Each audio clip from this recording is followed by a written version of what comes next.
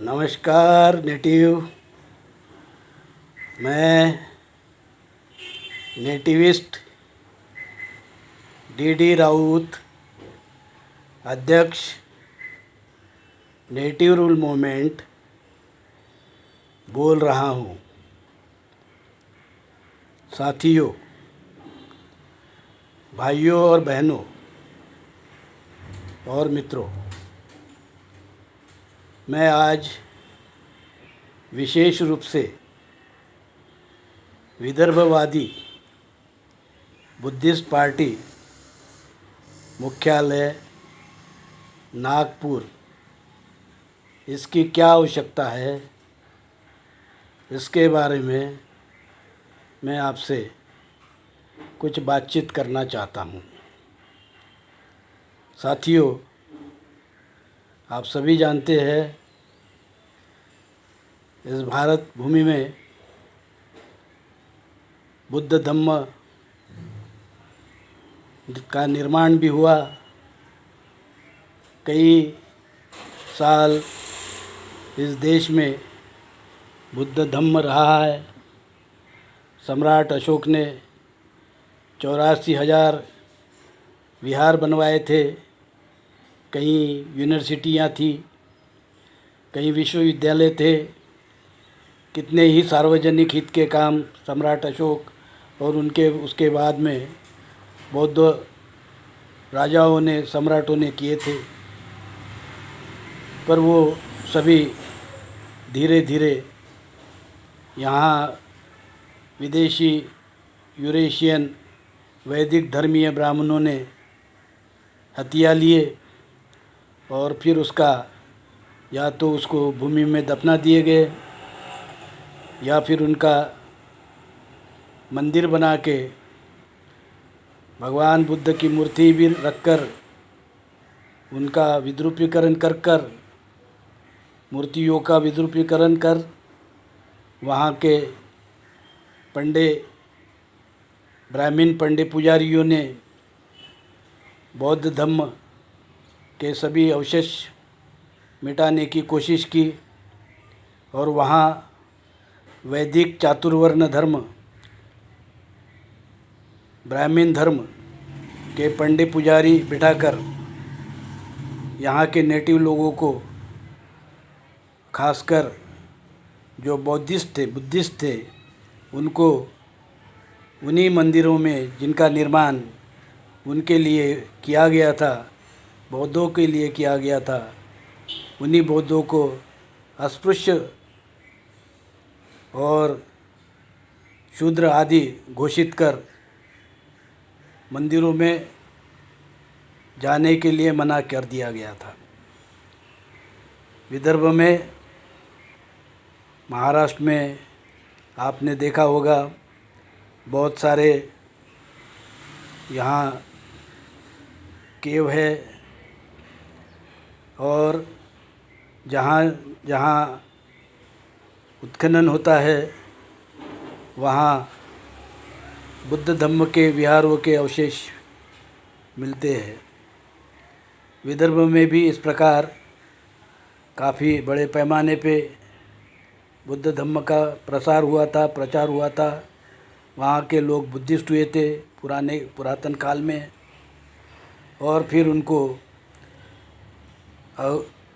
अस्पृश्य घोषित कर उनके ऊपर विदेशी यूरेशियन ब्राह्मणों ने, वैदिक धर्मीय ब्राह्मणों ने बहुत अत्याचार किए हैं।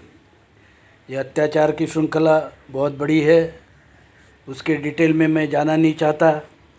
मैं इतना ही कहूँगा कि उसके बाद में 1956 में डॉक्टर बाबा साहेब आम्बेडकर, बोधिसत्व बाबा साहेब आम्बेडकर, इन्होंने 1956 में नागपुर में अपने अनुयायियों के साथ में बुद्ध धम्म अपनाया, धर्मांतर किया गया।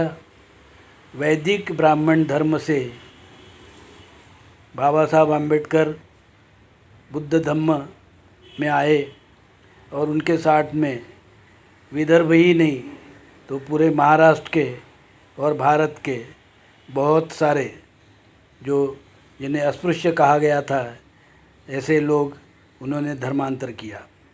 उसमें विदर्भ के जो अस्पृश्य थे, खासकर नागवंशी महार समाज, इसका बहुत बड़ा उसमें सहभाग था। ज़्यादातर विदर्भ में लोग जो थे उस समय ही उन्होंने धर्मांतर कर दिया था, जिस समय बाबा साहब ने धर्मांतर किया था। बाबा साहब के साथ ही धर्मांतर किया था। तो धर्मांतर करने के बाद में विदर्भ में बुद्धिस्ट लोगों की संख्या बहुत बड़ी है। विदर्भ के हर गांव में बुद्धिस्ट लोग मिलेंगे और ख़ासकर विदर्भ में ही देखा जाए तो विदर्भ की आबादी में 1/3 संख्या यह बुद्धिस्ट लोगों की है। यह काफ़ी बड़ी संख्या है।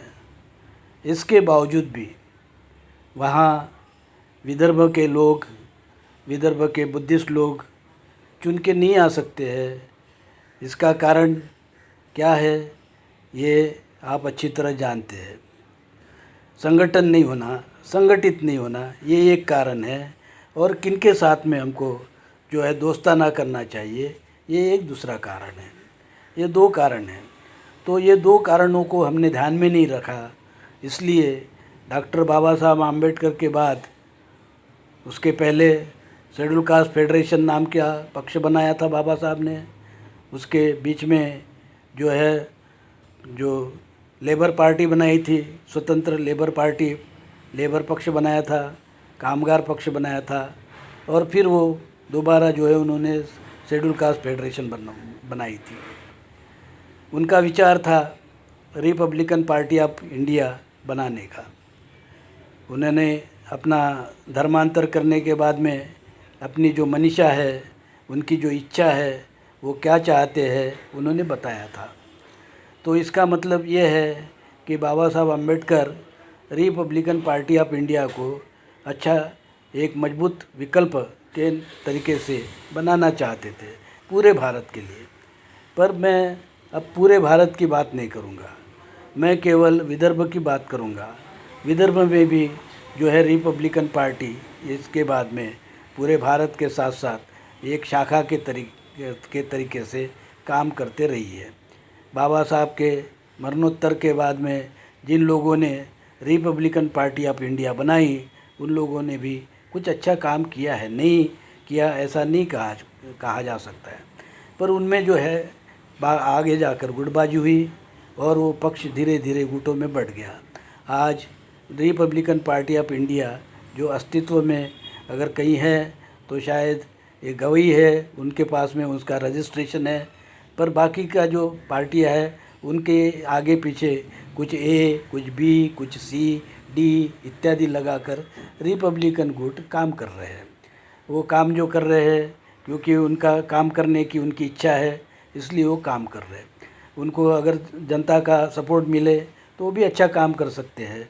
पर जनता का जहाँ सपोर्ट नहीं मिलता है वहाँ कोई भी जो है पॉलिटिकल पार्टी काम अच्छा या आगे काम नहीं बढ़ा सकती है, ये भी सत्यता है। तो पॉलिटिकल पार्टी में कौन लोग आते हैं जिन्हें पॉलिटिकल समझ होती है, राजकीय समझ होती है, वो ज़्यादातर लोग पॉलिटिक्स में आते हैं। अब पॉलिटिक्स में आने वाले लोग हैं चाहते हैं कि उनके जो भी बातें होती है वो जनता समझे। अगर जनता नहीं समझेगी, जनता उसके विचारों को नहीं समझेगी, तो जो पॉलिटिकल पार्टी है आगे नहीं बढ़ती है। और इसी प्रकार से हमने देखा है कि रिपब्लिकन पार्टी के कई सारे गुट जो है उनको समर्थन नहीं मिलने के बाद में वो जो है नाम से हो गए हैं, या नहीं के बराबर अब जो है केवल उनके अध्यक्ष और कुछ पदाधिकारी है, और जो है जो पार्टी जो है नाम से हो गई है। इस प्रकार से जो अब हम देखते हैं। तो साथियों, ये केवल विदर्भ में ही नहीं तो पूरे भारत में इस प्रकार की अवस्था रिपब्लिकन पार्टी की है। इसके बाद में फिर कांशीराम जी ने कुछ अपना जो है कुछ कोशिश की कि एक अच्छा विकल्प बनाया जाए। उन्होंने बहुजन समाज पार्टी बामसेप और DS4 के बाद में बनाई और उसको उन्होंने उत्तर प्रदेश में काफ़ी अच्छा आगे बढ़ाया। मायावती जी उसी पार्टी से 2-3 बार मुख्यमंत्री भी हुई है। ये खुशी की बात है, उन्होंने कुछ अच्छा काम भी उत्तर प्रदेश में किया है। उत्तर प्रदेश में उन्हें काफ़ी सफलता मिली, पर बीच में कुछ उनकी नीतियों के कारण शायद वो जो है अब पार्टी वहाँ भी पिछड़ रही है, और दूसरे भारत के अन्य जगह जो है वहाँ अब जो है अस्तित्वहीन हो गई है, ऐसा हमें लगता है।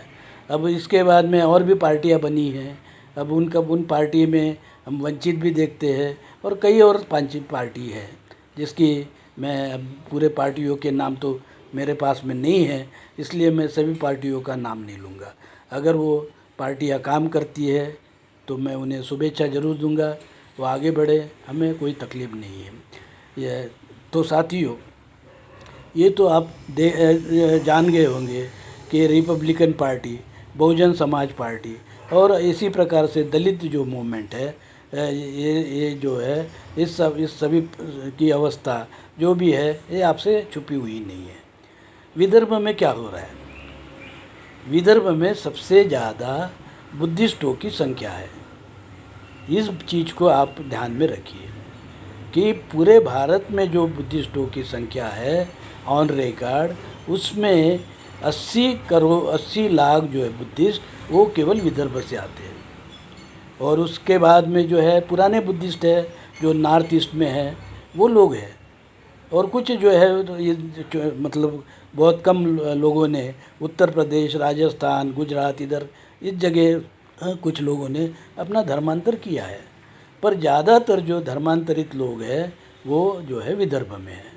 और विदर्भ के लोगों की जो संख्या इतनी बड़ी होने के बावजूद भी विदर्भ में जो बुद्धिस्ट है, न वो महाराष्ट्र के सत्ता में है, न विदर्भ की सत्ता में है, न स्थानीय जो सत्ता के केंद्र होते हैं जैसे जिला परिषद, पंचायत समिति, नगर पालिका, महानगर पालिका, इन सब में जो है वो बुद्धिस्ट जो समाज कहीं भी नज़र नहीं आता है। ये जो है बहुत ही मतलब विचित्र स्थिति है, जिसको हमको सोचना है कि आखिर ऐसा क्या हुआ कि हम लोग जो है ये विदर्भ में इतनी बड़ी संख्या में होने के बाद में भी हमारी जो संख्या है वो एक प्रकार का मतलब जो है उसका इस्तेमाल नहीं हो रहा है, ठीक से इस्तेमाल नहीं हो रहा है, ऐसा मैं कहूँगा। या फिर मैं ऐसे भी कहूँगा कि कुछ लोग ये जो विदर्भ के मत है उसके आधार पर विदर्भ के बाहर में कुछ अपना पॉलिटिकल हित साध्य करने के लिए जो दूसरे जो पार्टी है उनके साथ में अपना जो है तोड़ पानी करते हैं, ऐसा मुझे लगता है। जिसकी वजह से होता ये है कि विदर्भ के लोगों का जो मत है वो क्या होता है, वो एक प्रकार से मतलब ख़त्म हो जाता है, उसकी कोई वैल्यू नहीं रहती है। मत तो है हमारे पास, विदर्भ में बुद्धिस्ट मत है, पर उसकी वैल्यू क्या है? जो विदर्भ महाराष्ट्र के राजकारण में उसकी क्या वैल्यू है और भारत के राजकारण में उसकी वैल्यू क्या है? तो वैल्यू ये है कि तोड़ पानी करने वाले पक्ष में के कारण हमारे विदर्भ के लोग न चुन के आते हैं न चुने जा सकते हैं, क्योंकि वहाँ जो लोग जो सत्ता में जो ये करते हैं ऊपर ये अपना युति करते हैं या कुछ और करते हैं, ये ध्यान नहीं रखते हैं कि विदर्भ में हम कितने चुन के आ सकते हैं या हम कैसा संगठन या बना सकते हैं। केवल संख्यात्मक जो है कहते हैं वो लोग कि हम इतने बुद्धिस्ट हैं, इतने लोग हमारे साथ हैं, पर क्या वो कभी उन्होंने कोशिश किया है कि विदर्भ के लोगों के लिए इस प्रकार से काम किया जाए कि विदर्भ के स्थानीय चुनाव, जिला परिषद, ग्राम पंचायत, नगर पालिका, इसमें तो बुद्धिस्ट लोग सत्ता में आना चाहिए ही। साथ साथ मुझे ऐसा लगता है कि विदर्भ में बहुत सारे बुद्धिस्ट जो है एमएलए बन सकते हैं, वो चुन के आ सकते हैं। कैसे चुन के आ सकते हैं? यहाँ विदर्भ में हमने देखा कि हमारे भाई है, एसटी भाई है, हमारे मुस्लिम भाई है, हमारे जो है ओबीसी भाई है। अब उनका साथ हम इसलिए हम नहीं ले रहे हैं क्योंकि जो है हम वहाँ विदर्भ के मत के आधार पर हम बाहर में जो है अपनी लीडरशिप करना चाहते हैं। और जो मनमानी वो लोग जो करते हैं, दूसरी पार्टी कहती है कि भाई आपको एक सीट ले लीजिए, एक मंत्री का पद ले लीजिए, आधे मंत्री का पद ले लीजिए, एक ने अपना जो है कोई छोटा मोटा जो सरकारी उपक्रम होता है उसका अध्यक्ष पद ले लीजिए, डायरेक्टर पद ले लीजिए। अब ये छोटी मोटी जो है बातें हम जो है एक्सेप्ट कर लेते हैं इस पार्टी के माध्यम से, और वही खुश होके हमारी जो लाखों करोड़ों की जो संख्या है विदर्भ में, उसका हम जो है क्या कर रहे हैं, एक प्रकार से गलत उपयोग कर रहे हैं, उसको हम सड़ा रहे हैं। इसको मैं कहूँगा वो मतों को सड़ाना।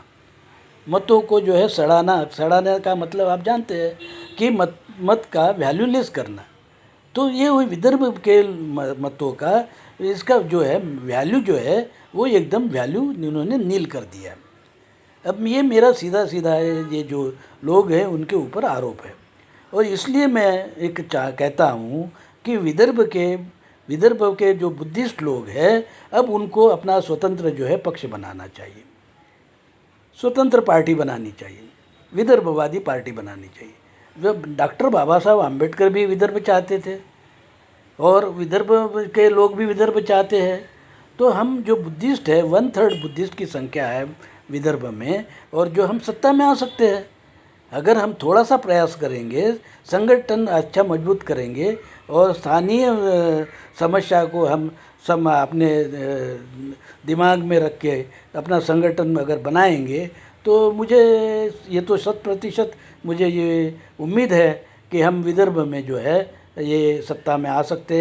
ये 1/3 से ज़्यादा हम एमएलए चुन के ये वहाँ दे सकते हैं, वहाँ से एमएलसी हमारे जा सकते हैं, हमारी नगर पालिका में हमारे लोग आ सकते हैं बुद्धिस्ट लोग। और इसके बाद में वहाँ जो हम कोऑपरेटिव जो संस्था है उसको मजबूत कर सकते हैं। यहाँ वहाँ के जो है जो उद्योग धंधे है उसमें हम अपनी हिस्सेदारी सुनिश्चित कर सकते हैं। वहाँ के जो एमआईडीसी है उसमें हम जो है अपने उद्योग लगा सकते हैं, हम गृह उद्योग लगा सकते हैं, हम एजुकेशन संस्था के तरफ में हमको ध्यान देना पड़ेगा। अब जो 1-2% 3% ब्राह्मीण है उन्होंने कितनी ही संस्थाएं खोल रखी है, कितनी स्कूल है उनके पास में है। हमारे पास में न स्कूल है, न कॉलेज है, न यूनिवर्सिटी है, न कुछ है, न कुछ है। क्यों नहीं है? हमारे पास में न सरकारी संस्थाएं है, हमारे पास न कोऑपरेटिव बैंक है, न कुछ है। ये क्यों नहीं हो रहा है? इसलिए नहीं हो रहा है कि जो पार्टी या रिपब्लिकन के नाम से या बहुजन समाज के नाम से है वो दिल्ली में बैठी है या महाराष्ट्र के मुंबई में बैठी है, और यहाँ का जो है उनको ये स्ट्रक्चर ही मालूम नहीं है, क्या काम करना है ये हम नहीं जानते ये लोग। अब ये जानेंगे नहीं है, या उनको ये ठीक से बताने वाले लोग अगर विदर्भ से नहीं होंगे तो विदर्भ के लोग तो वैसे भी कोई अपना जो प्रोग्रेस नहीं कर पाएंगे। तो उनको प्रोग्रेस करना है, चाहे पॉलिटिकल हो चाहे गैर पॉलिटिकल हो, सामाजिक हो, धार्मिक उत्थान करना है, तो हमको जो है स्वतंत्र रूप से सोचना पड़ेगा। और इसलिए हमने स्वतंत्र रूप से सोचने के लिए हमारे ऊपर अब दिमाग के ऊपर हम किसी भी प्रकार का जो है प्रेशर, हम बाहरी प्रेशर नहीं चाहते, चाहे वो दिल्ली का प्रेशर हो, चाहे महाराष्ट्र के मुंबई में बैठे हुए लोगों का प्रेशर हो, या पुणे में बैठे हुए लोगों का प्रेशर हो, या और कहीं बैठे हुए लोगों का प्रेशर हो। बहुत सारे लोग तो दलाली कर रहे हैं, जो है अपना नाम तो या रिपब्लिकन लगा रहे हैं, पर दलाली जो है बीजेपी की हो रही, दलाली कांग्रेस की हो रही। अब ये कोई छुपी बात नहीं है, मैं कोई नई बात तो नहीं कह रहा हूँ, ये तो आम जनता कह रही है। तो ये अब मेरे कहने से उनको कोई बुरा लगने का कारण भी नहीं, वो भी अच्छी तरह जानते हैं वो कितनी दलाली की, कौन क्या दलाली कर रहा है, सब जानते हैं। तो साथियों मैं इसमें नहीं जाऊँगा, दलाली जो करना चाहते हैं करें, पर अब जो है विदर्भ के मत के आधार पर नहीं, ये नहीं हो सकता है। विदर्भ के मत के आधार पर अब जब जो है हम दलाली नहीं करने देंगे, क्योंकि हम विदर्भ के बुद्धिस्ट अब सत्ता में आना चाहते हैं, और सत्ता में आने के लिए हमने जो अपना जो रास्ता हमने बना लिया है। क्या रास्ता है हमारा रास्ता बहुत साफ है, विदर्भवादी बुद्धिस्ट पार्टी।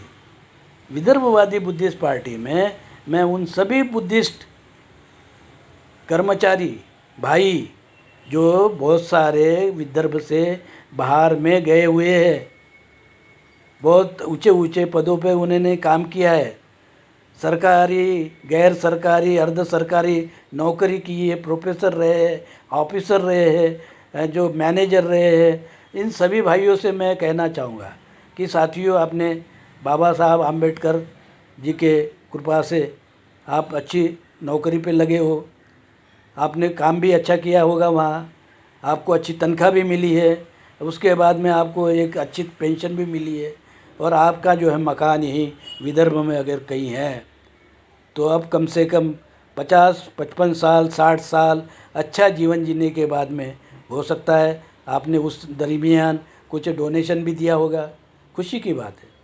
सामाजिक कार्य में आपने हिस्सा भी लिया होगा, खुशी की बात है।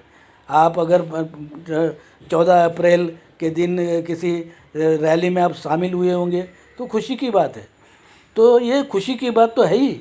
या बुद्ध धम्म के लिए आपने कुछ प्रचार किया होगा तो ये भी खुशी की बात है। पर इसके बावजूद भी आपके लिए बहुत कुछ करने के लिए अब भी बाकी है। पहली बात तो मैं उन तमाम रिटायर्ड ऑफिसर, प्रोफेसर, इंजीनियर, वकील, ये जो भी लोग हैं सरकारी नौकरी में रह चुके हैं, अच्छा तनख्वाह उन्होंने लिया, प्रमोशन लिए है और अच्छी स्थिति में है। मैं नहीं कहता हूँ कि हमें पैसा दीजिए, पैसा बिल्कुल मत दीजिए, पर आप जिस गांव से आए हो वहाँ आपको अब जो है थोड़ा सा समय देना है। क्या समय देना है? जिस गांव में भी आप गए से होंगे वहाँ मुझे निश्चित मालूम है कि आपने एक अपना अच्छा मकान बना लिया होगा, आप उसको किया होगा, और रिपेयर करने के बाद में आप बीच बीच में वहाँ जाते भी होंगे। तो आप जाते भी होंगे तो कम से कम जो है आप वहाँ के जो बुद्धिस्ट है उनको जय भीम तो कहिए, नमो बुद्धाय कहिए। 10-20 लोगों को साथ में लेकर वहाँ विदर्भवादी बुद्धिस्ट पार्टी का एक जो है शाखा बना लीजिए, शाखा बना लीजिए। और वहाँ आप जो है अगर वहाँ उस शाखा में ये जो पक्ष के जो है वर्किंग कमेटी में आप कोई पद ले सकते हैं तो लीजिए। अब तो आपको सरकार कोई रोक नहीं रहा है। अब ये नहीं कह रहा है कि आप रिटायर्ड है और इसके बावजूद भी आप जो पॉलिटिक्स नहीं कर सकते, तो आप पॉलिटिक्स तो कर सकते हो, हिस्सा ले सकते हो। अब आपको कोई रोक नहीं है। तो ऐसे हमारे लाखों जो है जो अफसर है, कर्मचारी है कि जो रिटायर हो चुके हैं और उनकी अपना भगवान बुद्ध की दया से अच्छी तनख्वाह थी और अच्छा पेंशन भी मिल रहा है। अब तो नए लोगों का पेंशन भी बंद हो गया है, पर आपको मिल रहा है। तो आपकी समस्या इतनी नहीं है। अब आपको क्या करना है? आपको हमें पैसा नहीं देना है, आपको अपने ही के लिए थोड़ा सा पैसा 1%, 1%, ये मैं तो कहता हूँ केवल 1 या 2%, इससे ज़्यादा आपको खर्चा नहीं करना है। मान लीजिए आपकी पेंशन 30,000 है, तो 1% कितना हो गया? 1% आप कितना हो गया? आप बताइए मुझे। 30,000 का 1% 3,000 होता है। वो उतना भी अगर आप ये खर्चा नहीं कर सकते आप समाज के लिए, ये संगठन के लिए, और आप अपना समय नहीं दे सकते हो, तो मुझे लगता है कि बाबा साहब ने जो आरक्षण की नीति के तहत आपको जो है नौकरियां दिलाई, प्रमोशन दिलाए, तो ये जो है उनका जो काम है वो गलत हो गया। मैं कहूँगा गलत हो गया, उसका कोई रिजल्ट नहीं निकला, क्योंकि समाज में जो संगठन बनाने के लिए आपका कोई योगदान ही नहीं रहे। आप योगदान नहीं करेंगे तो संगठन कैसे मजबूत होगा? अब ये संगठन में पॉलिटिकल पार्टी में लोग आएंगे कहाँ से? हमारा समाज एक तो शेतकरी नहीं है, 5% शेतकरी है जिनके पास में भूमि है, बाकी भूमिहीन लोग हैं। वो पढ़ते लिखते हैं, थोड़ा छोटा मोटा रोजगार करते हैं, मोल मजूरी करते हैं, पढ़ते आगे बढ़ने की कुछ चेष्टा करते हैं। अब इन सब में अच्छा अगर जीवन किसी का है तो उन सरकारी कर्मचारियों का है जो अब रिटायर हो चुके और जो है आधा तनख्वाह उनको पेंशन के रूप में मिलता है। तो साथियों, में आपके पेंशन के ऊपर में हमारा कोई अपनी आँख नहीं है हमारी। आपकी पेंशन आपको मुबारक, आपके फैमिली के लिए मुबारक है, पर आप समाज के लिए 1% जो है उसमें से निकाल के आप ही खर्चा कीजिए, हमको मत दीजिए। केवल विदर्भवादी बुद्धिस्ट पार्टी का आपके गांव में एक जो है ये वर्किंग कमेटी बना लीजिए, और उसमें आप अगर आपको इच्छा हो तो आप भी उसमें शामिल हो जाइए। अध्यक्ष पद लीजिए, उपाध्यक्ष पद लीजिए, सेक्रेटरी पद लीजिए, और गांव में जो रास्ते खराब है उसके ऊपर में आप चिट्ठियाँ लिखिए। किसको? नगर पालिका को, ग्राम पंचायत को। खड्डे है, लिखिए चिट्ठियाँ। अगर वहाँ कोई डकैती होती है, पुलिस का अगर मारामारी होती है, पुलिस स्टेशन को लिखिए, ये एक चिट्ठी लिख दीजिए कि भाई ये पुलिस मारामारी हो रही है, ज़रा ध्यान दीजिए। यहाँ चोरियाँ हो रही है, ध्यान दीजिए। यहाँ संडास नहीं है, ध्यान दीजिए। यहाँ जो है पानी का नल जो चोरी हो गया उसको ध्यान दीजिए। तो यहाँ जो पोस्ट का जो पोस्ट में पोस्टमैन से अपनी चिट्ठियाँ मिलती नहीं है, तो पोस्टमैन को ये खत लिख दीजिए। और इस प्रकार से जो है ये एक साल भर में आप 10-5 ही खत लिखेंगे और उसको आप कुछ नहीं करना है, जाके रिसीव कराना है। उससे कोई आपको जो है झगड़ा नहीं है करना है, केवल रिसीव कराना है उस अधिकारी से कि जिससे वो काम हो सकता है। और चुपचाप बैठने का है, देखने का, इंतज़ार करने का, उनको भी समय देने का है काम करने के लिए। तो ये आप जब करेंगे और 10 चिट्ठियाँ आप देंगे उनको, लिख के खुद जाके जेराक्स निकालेंगे, 2 रुपये का जेराक्स, 2.5 रुपये का एक जेराक्स, उस पर उनका सिग्नेचर लेंगे। आपके पास में 10 चिट्ठियाँ जमा हो जाएगी साल भर में। आपके पास में आपको सारे सरकारी जो उपक्रम, जो वहाँ के सरकार के दफ्तर के लोग, काम करने वाले लोग आपको जान जाएंगे कि आप एक बुद्धिस्ट पार्टी, विदर्भवादी बुद्धिस्ट पार्टी का कार्यकर्ता है। आपने क्या किया? कुछ नहीं किया। 10-20 रुपया, 50 रुपया केवल आपने खर्चा किया है। अब ये करने के बाद में आप वहाँ से आप काम शुरू हो गया। अब आपने ये कभी के बीच में कभी चले जाइए और कहिए कि आपने ऐसा आपने रिक्वेस्ट किया था, उसका कुछ नहीं हुआ है, तो भाई कर दीजिए।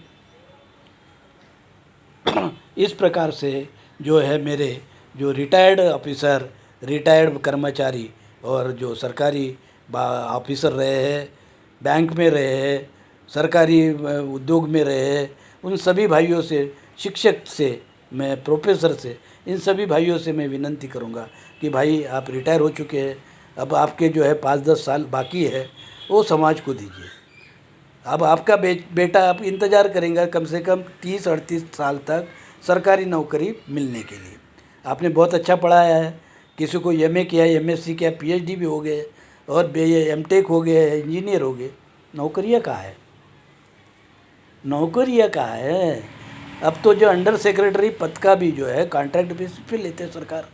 यहाँ तक कि सुप्रीम कोर्ट के जज भी जो है अब जो कॉन्ट्रैक्ट बेसिस पे लेने की बात हो रही है, हाई कोर्ट के जज और दूसरे जज।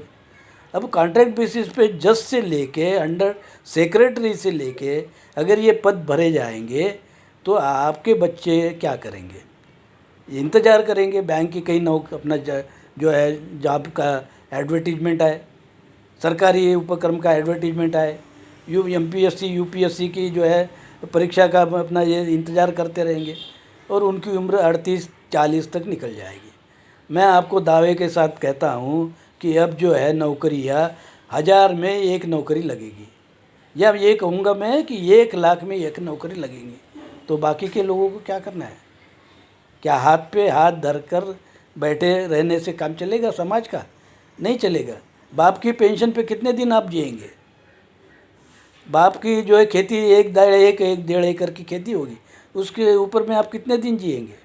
आपको कुछ न कुछ छोटा मोटा जो है उद्योग धंधा शुरू करना ही पड़ेगा, चाहे उसमें नुकसान हो या नफ़ा हो, आपको कुछ न कुछ तो करना पड़ेगा। आप जो है आप समझ लीजिए कि सरकारी नौकरियां ख़त्म हो गई है और प्रमोशन, नौकरी में प्रमोशन वगैरह की जो बात हो रही है वो भी धीरे धीरे आपको इस प्रकार से ऐसे बीच बीच में सरकारी जो है आदेश आते रहेंगे कि कभी चालू कर दिया, कभी बंद कर दिया, कभी प्रमोशन चालू कर दिया, कभी बंद कर दिया।